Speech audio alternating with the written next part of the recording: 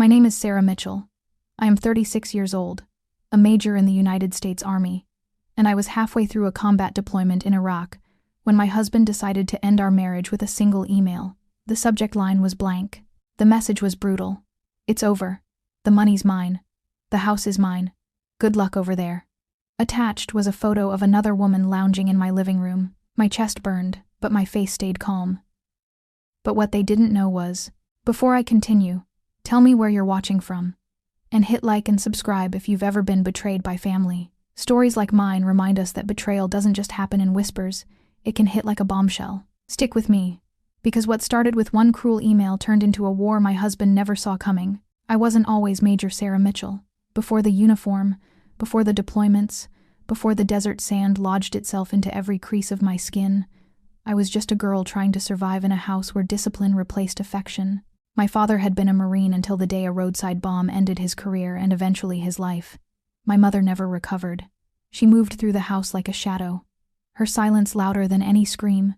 I learned early that no one was coming to save me, so I saved myself. Dinner in our house was a silent drill. Forks clinked against plates, the clock ticked too loudly, and I stared at the roast chicken while my mother filled my younger brother's plate to overflowing. Mine was always just enough, not more, never more. Girls don't need extra, my mother muttered once, as though food had anything to do with gender. I swallowed the resentment with each bite. I didn't know it back then, but that lesson never expect fairness would matter later. At school, I excelled. Not because anyone pushed me, but because failure wasn't an option. I joined track, then debate team, then ROTC. I remember one crisp autumn afternoon, standing in uniform for the first time, the stiff collar scratching my neck. My mother hadn't bothered to show up, but I felt my father's presence like a phantom hand on my shoulder.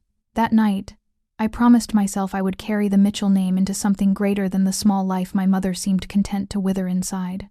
By the time I graduated college, the Army wasn't just an option, it was the only path that made sense. Order, discipline, purpose. 3 things my childhood had lacked. But the Army also gave me something I hadn't realized I wanted.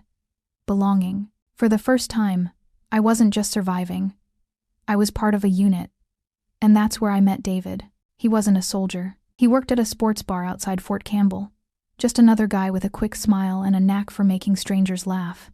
I was 26, a newly minted lieutenant, rigid and serious. David was loose, charming, and disarming. When he leaned over the bar to hand me a drink, he grinned. "Careful, Lieutenant. One sip and you might actually smile." I should have known then that his confidence was built on sand. But in that moment, it felt like sunlight after years of gray skies. Our courtship was fast. Too fast, maybe.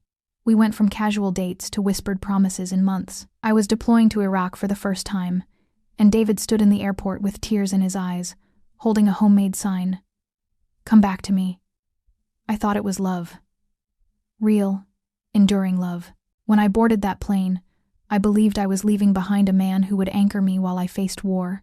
The first deployment nearly broke me.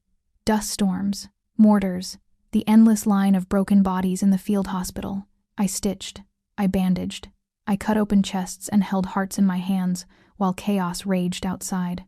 Through it all, David sent letters funny, clumsy, full of hope. Packages with cookies that arrived crumbled, but still sweet. Every word was a rope pulling me home. When I returned after 15 months, he proposed with trembling hands and a ring that looked too big for his paycheck. "Marry me," he said, "because I can't imagine life without you." My hands shook when I said yes. My friends warned me it was fast, but I believed in the image, the soldier and the man waiting at home, the fairy tale. For a while, it worked. Our small house in Nashville felt like a dream compared to military barracks. We painted the walls together, argued over furniture, and made up with cheap pizza eaten cross-legged on the floor. He promised he'd figure out a career, that he had big ideas. I told myself time would iron out the wrinkles, but the wrinkles deepened. By my second deployment, the letters came less often. Instead of jokes, there were complaints. "The bills are piling up. I can't keep doing this alone."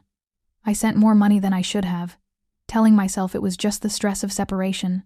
When I came home, I found him surrounded by half-finished projects. A garage full of failed startup equipment, receipts for things we didn't need. I swallowed the anger, convincing myself he just needed support, that marriage meant patience. The third deployment, the one that ended everything, was different from the start. Weeks before I left, David pressed me to add his name to all our accounts. "It'll make things easier," he said, his tone too insistent. "You won't be able to manage bills from Iraq." I hesitated, remembering the way Colonel James O'Connor once leaned across his desk after a briefing. "Mitchell," he said, his voice low, "never trust distance to protect your assets. Too many good soldiers come back to nothing." His words haunted me. That same week, I met quietly with a JAG attorney. We drew up documents, created a trust in my name, separated my military pay into protected accounts. I didn't tell David. I just smiled, handed him what looked like control, while keeping the real control where it belonged. At the time, it felt almost paranoid, but standing in the communications tent months later, staring at David's email, the smug words, the photo of Kara in my living room, I understood just how right O'Connor had been. I had given David just enough rope, and now, he was about to hang himself with it. The years between my second and third deployments were supposed to be our golden years, but they felt like sand slipping through my fingers. On the surface, we looked like a normal couple. Barbecues in the backyard, photos at Christmas with me in my dress blues and David smiling proudly beside me. Friends thought we had it all. But cracks had already formed. David never found steady work. He drifted between half-baked schemes, landscaping business, consulting for a friend's car dealership, an attempt at writing a sports blog. Each venture started with excitement, promises of financial independence, then ended with debt and excuses. The market wasn't right. The investors pulled out. "I just need a little more time." I was the steady one. Always the paycheck, the insurance, the benefits. At first, I didn't mind. I was proud of my career, proud of serving. But after a while, the weight of being the only anchor grew heavier. Sometimes, when I got home late from the hospital after long shifts, I'd find him sprawled on the couch, beer in hand, the glow of the TV reflecting off his face. He'd mumble a distracted "hey" without looking up, and in those moments, I felt like I was the one intruding into his life, not the other way around. One memory sticks with me like a shard of glass. Thanksgiving, 3 years before the email. I had just returned from a month of field training in Texas. I roasted the turkey myself, decorated the table, even dug out the fancy dishes we'd gotten as wedding gifts but rarely used. David's brother came over, bringing his fiancée perfect hair, expensive dress, a diamond so big it caught every light. Halfway through dinner, David leaned back in his chair and smirked. "Guess who's finally making more than me? Sarah's basically the man of the house." Laughter around the table, even from his brother. My cheeks burned hot, but I forced a smile and excused myself to refill the wine glasses. In the kitchen, I gripped the counter until my knuckles turned white. I didn't know it back then, but that humiliation, the way he weaponized my strength, would come back to haunt me later. After that, little resentments piled up like bricks. The car I bought for him that he left neglected in the driveway. The credit card bills with charges I didn't recognize, electronics, dinners, even jewelry. Whenever I confronted him, he'd grin, hold up his hands. "Relax, babe. I'll handle it. You worry too much." But I had seen enough in combat zones to know that worry saves lives. There were moments, though, that tricked me into believing.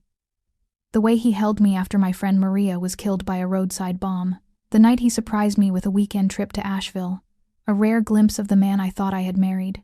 It was those moments that kept me from walking away when I should have. Hope can be more dangerous than hate. My brother Chris saw through him. Chris was 6 years younger, a Nashville cop with a sharp nose for trouble. He never liked David.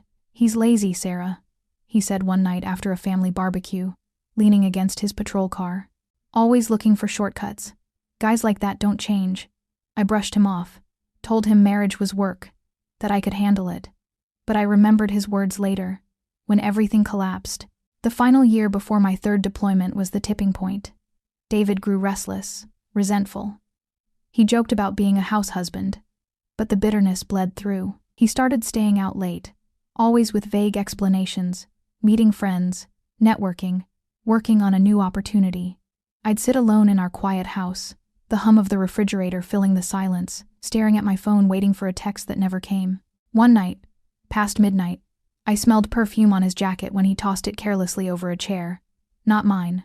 Sweet, cloying, cheap. My stomach twisted, but I said nothing. I was weeks from deployment, and I told myself I couldn't afford the distraction. But inside, a cold awareness settled. Something was coming. Before I left for Iraq, David pressed harder about the accounts. "Just put everything in both our names," he said, his voice almost pleading. "If something happens to you over there, I'll need access." His eyes darted away as he spoke, a flicker of guilt I didn't miss. I smiled, nodded, and the next day went straight to Colonel O'Connor. O'Connor had been through his own divorce years earlier, his wife emptying accounts while he was deployed. "Mitchell," he said, voice low and steady, "prepare for the worst, even if you hope for the best." He gave me the name of a civilian lawyer. He trusted Janet Cole, and within days, my finances were restructured. The trust was ironclad. On paper, David had access. In reality, he was fenced out. I didn't tell a soul. Not Chris, not even Janet knew the full story. It was my secret weapon, buried deep. That's why, when the email arrived months later, it didn't shatter me the way David had hoped. I remember sitting in the comms tent in Iraq, fluorescent lights buzzing overhead, the taste of dust still on my lips. I opened my laptop, saw the subject line, "It's over." Inside, 17 words, cold, final. "I've moved on. The money's mine. The house is mine. Good luck over there."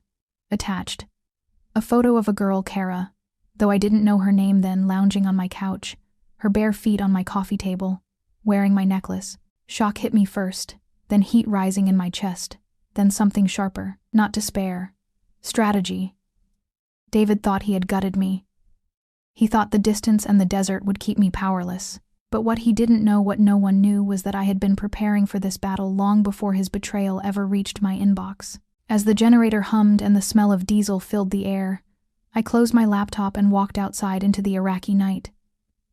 Above me, the stars burned bright against the black sky. For the first time in years, I felt utterly certain. David had declared war on the wrong woman. When the dust of shock settled, I knew better than to rush.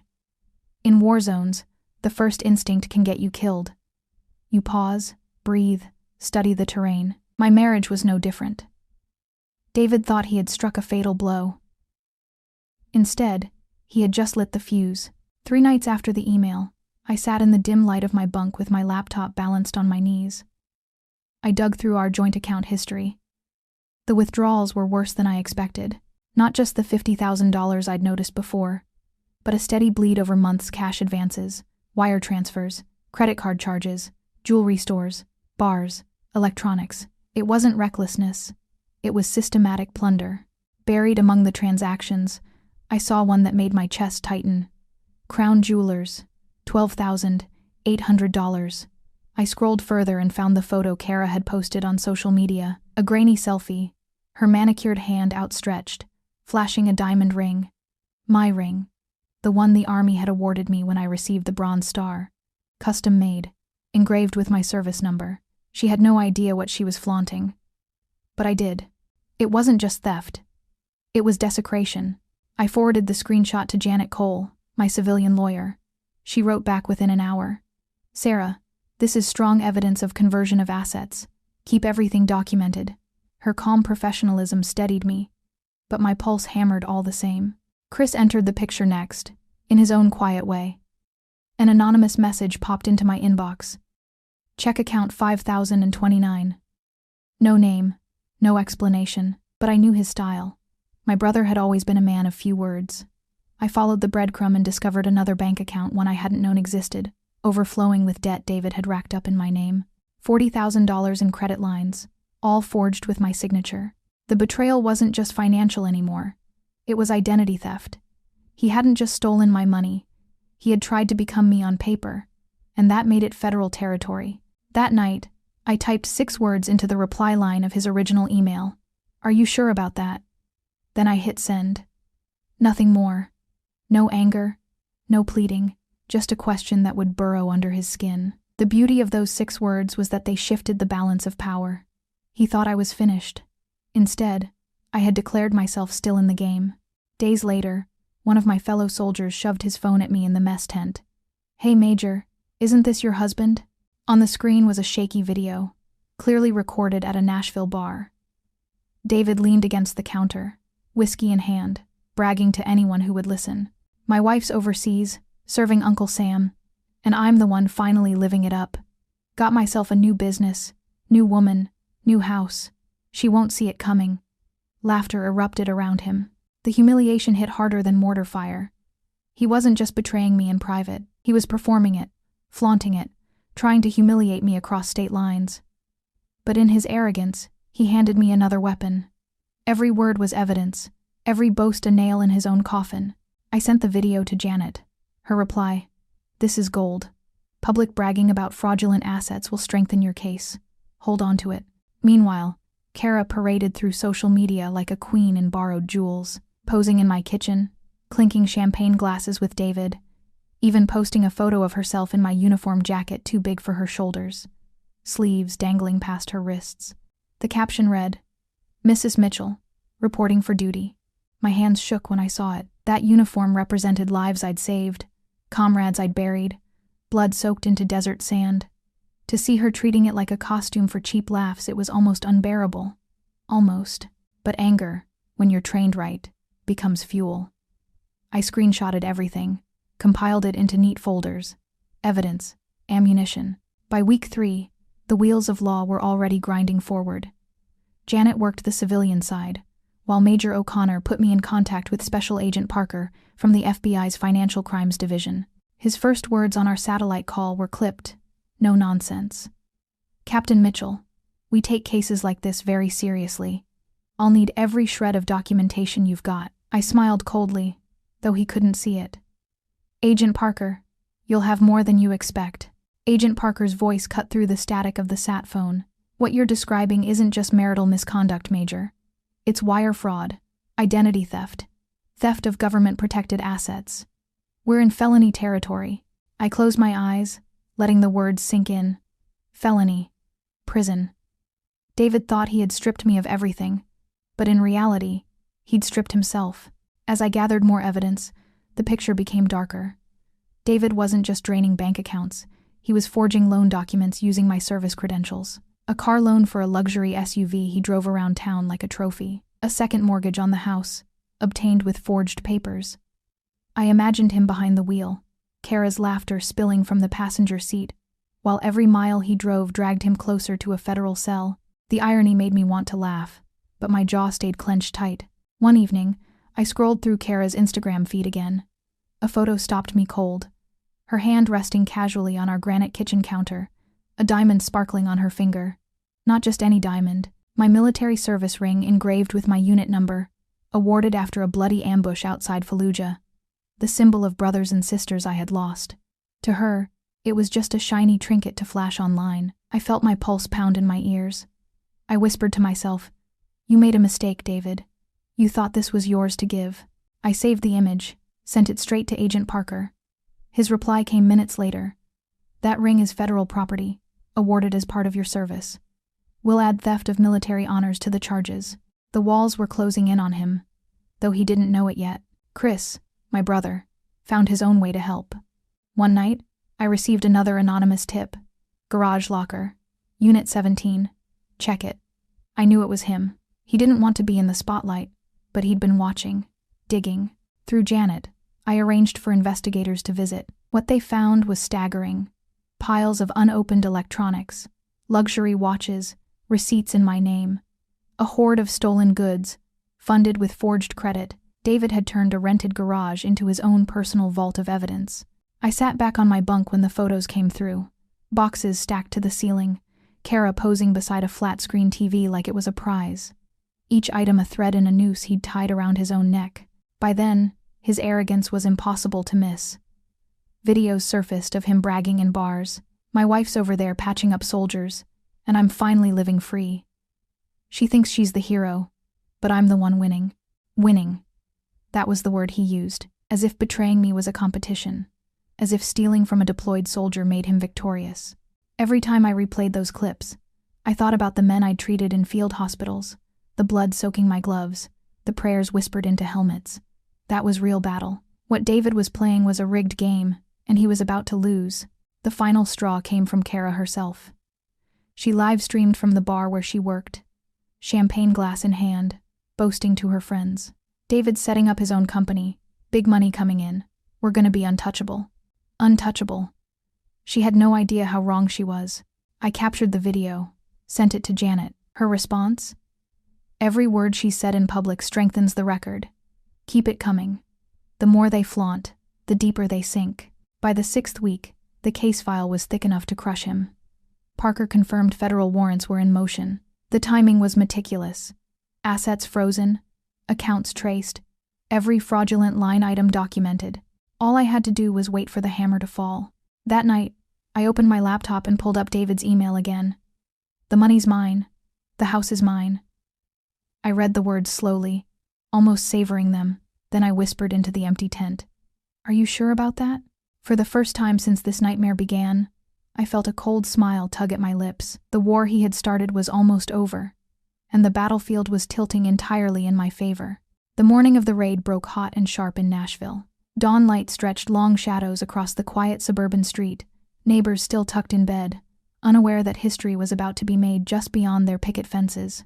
I wasn't there in person, but I could see it all through the words of those who called me, the photos sent to my sat phone, the vivid retellings from my brother Chris. In Iraq, the desert sun hadn't yet risen, but my heart pounded as though I were on that street myself. At 6 a.m., the knock came 3 short raps that carried the weight of law. Inside, David must have stumbled toward the door, groggy, confident in his kingdom of lies. Kara answered instead, still in a silk robe, her hair a tangled halo of sleep. When she opened the door, the sight that greeted her was a wall of authority. FBI agents in navy jackets, badges gleaming in the early light, flanked by local officers in uniform. Behind them, the unmistakable figure of Special Agent Parker, expression carved from stone. David Mitchell, Parker called out, his voice cutting through the cool air. We have a federal warrant for your arrest.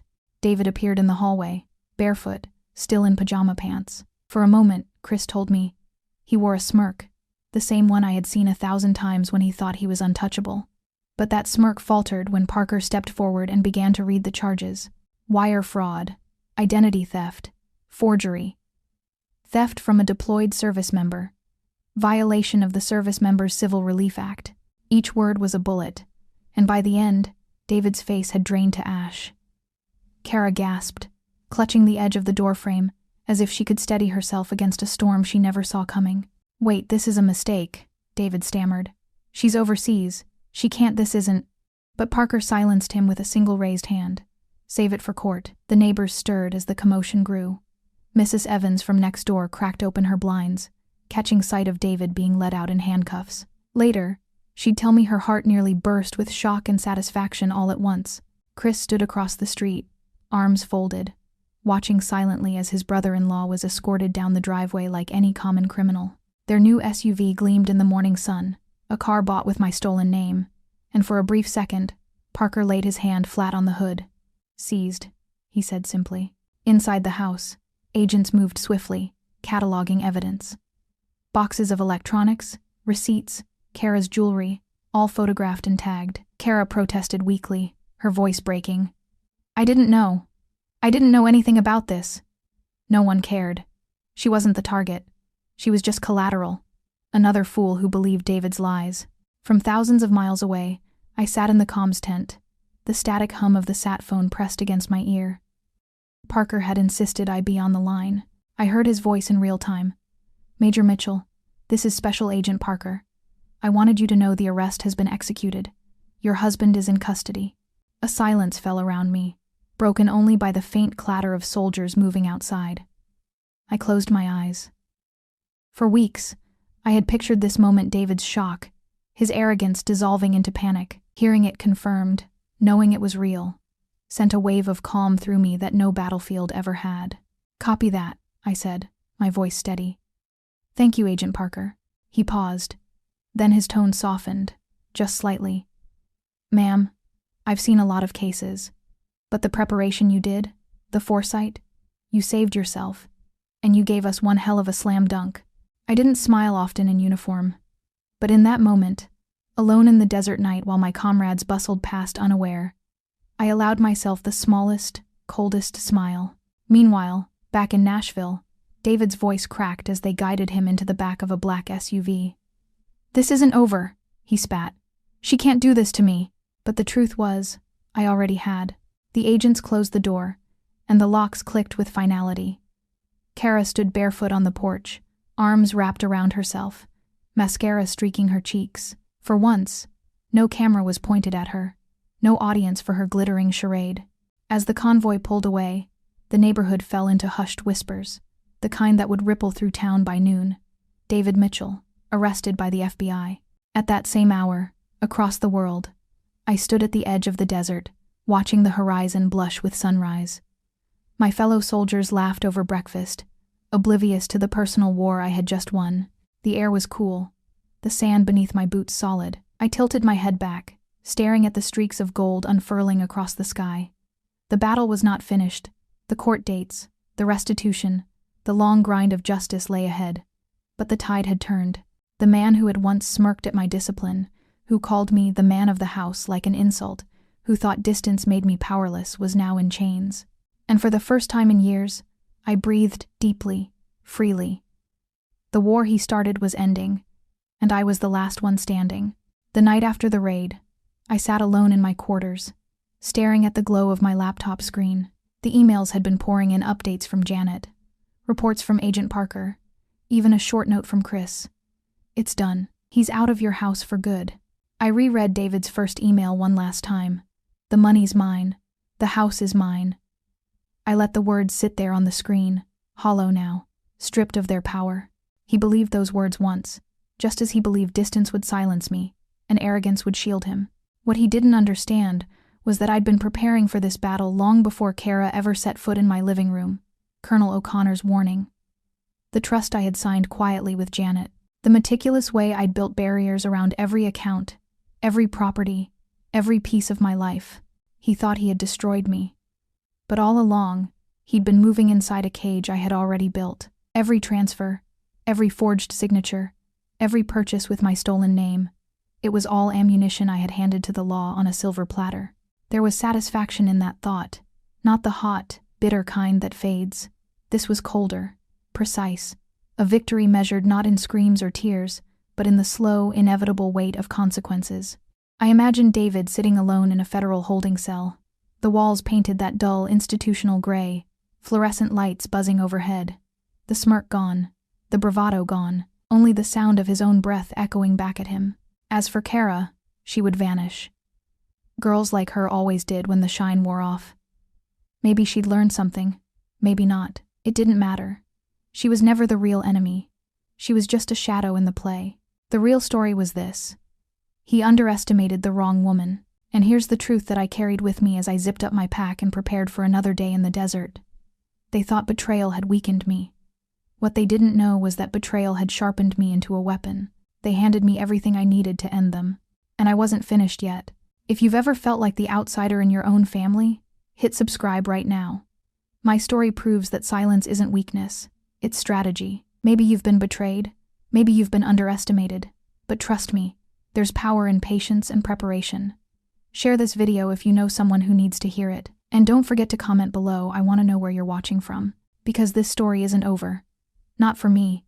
Not for anyone who's ever had to fight their own private war at home.